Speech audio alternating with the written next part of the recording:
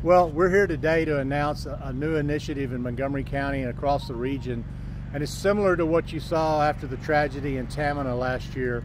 After that, the community mobilized, our firefighters went out, and we went door to door in the community of Tamina, and we installed over 500 smoke alarms in one day.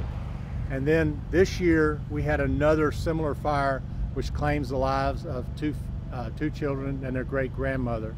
And it was early in June. It was during the NBA Finals, and the Zarate family was just going through a typical Friday night like many of us would.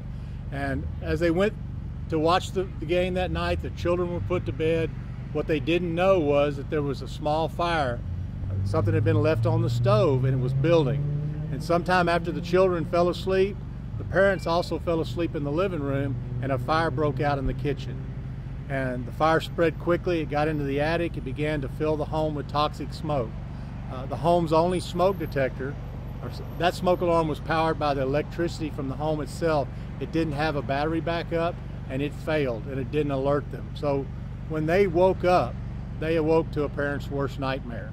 The house was full of smoke. Everyone was disoriented, and they were unable to reach their children trapped in their bedrooms in the back hallway. Marco and Amanda, there was a frantic search. They went out, they tried to get around to the children.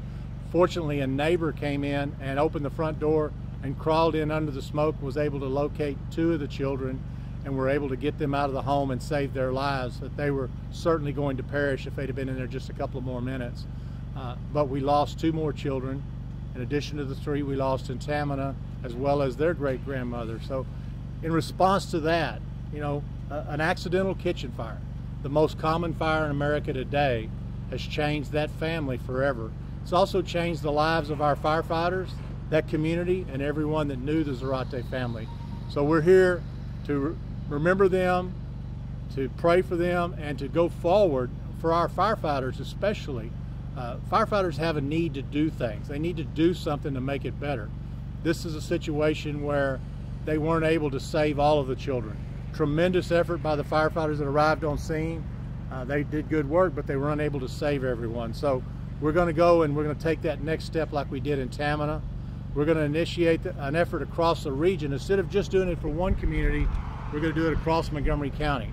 What we're asking is that anybody would like to donate either their time, or we're looking for corporate sponsors. We already have some. The Howard Hughes Corporation has stepped up, and they've started it off, and the Montgomery County Fire Chiefs Association has started a fund, a donation fund, to fund this effort. And on October 27th of 2018, we're going to open up the lines, and we're going to have a central number where everybody can check in.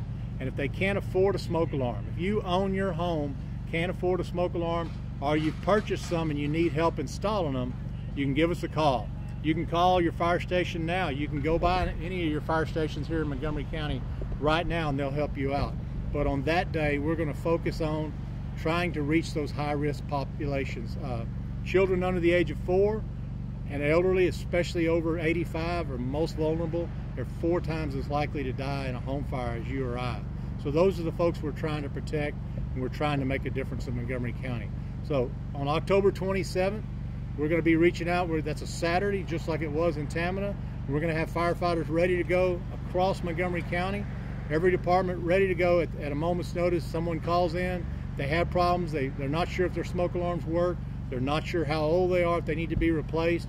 We're going to send a team of firefighters to your house, check it out, and if we need to, we're going to install smoke alarms at that time. What about now renters? If you have rental property, and we have a lot of rental property in certain parts of the county, under state law, it's the landlord's responsibility to ensure that there are working smoke alarms when you move in the hallways and in the bedrooms. So once you move in, it's the responsibility of the tenant to maintain smoke alarm batteries.